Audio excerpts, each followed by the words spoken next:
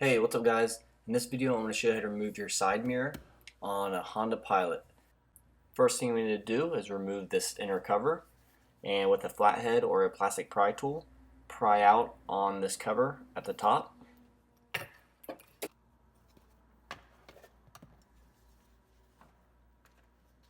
And then unplug this wire by pushing on the tab and pulling out. And then there's three 10mm nuts that hold the mirror on. Go ahead and take those off.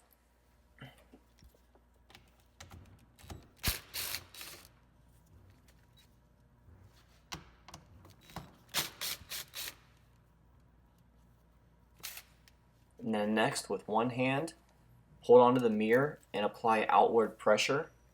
And with other, using a small flathead screwdriver, just push on each tab on the end of the wire plug.